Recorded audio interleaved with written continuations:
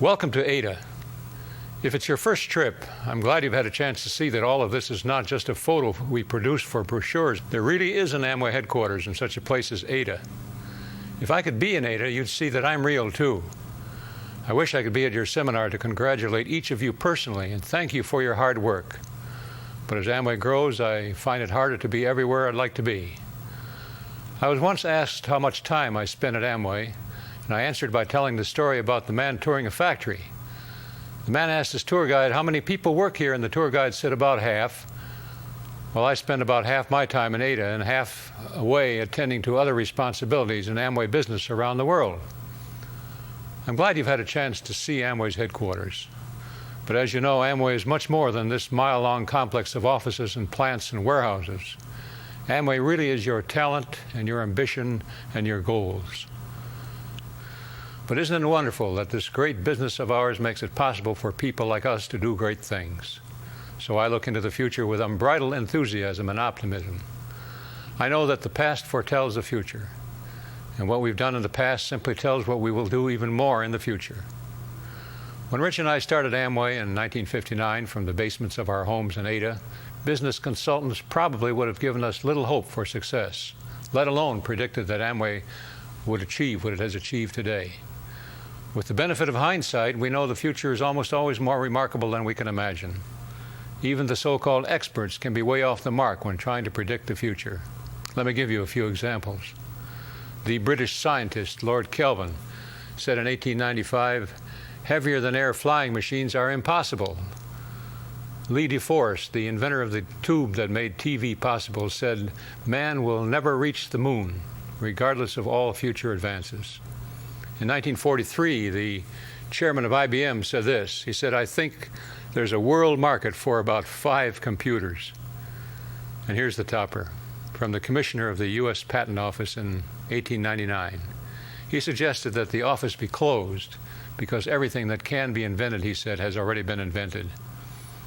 Despite the poor track record of experts, nearly every person with a dream has had to overcome their ridicule and laughter. When George Westinghouse was working on an air brake to replace the railroad handbrake, he first took his idea to Cornelius Vanderbilt, the owner of the New York Central Railroad.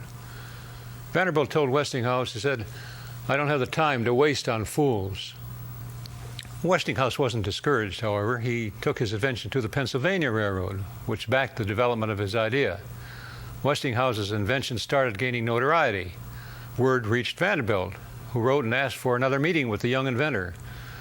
And I love this. The inventor wrote back to the powerful tycoon and he said, "I don't have time to waste on fools."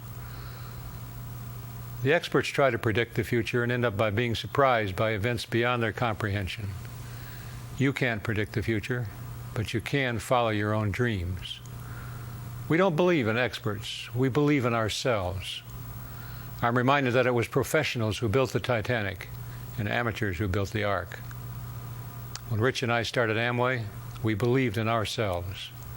And we believed that others like us had the same dreams and should have the same opportunity to make their dreams come true through their own initiative. We believed then, and we know now, that people can achieve greatness when they are rewarded in proportion to their efforts. And now you're passing on the same opportunity to others. You're here today because you recognize your own potential, and you have the ability to see the same potential in those you sponsor.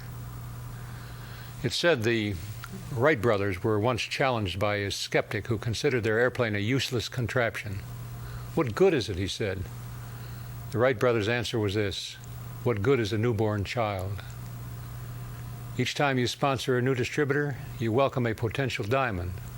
But not everyone has the desire and dedication to become Amway's leaders of tomorrow.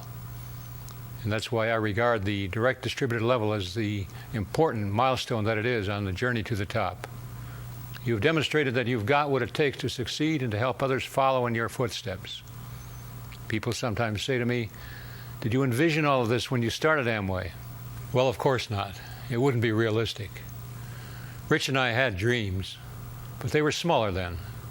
Progress is a series of dreams. As each dream is achieved, you realize another dream.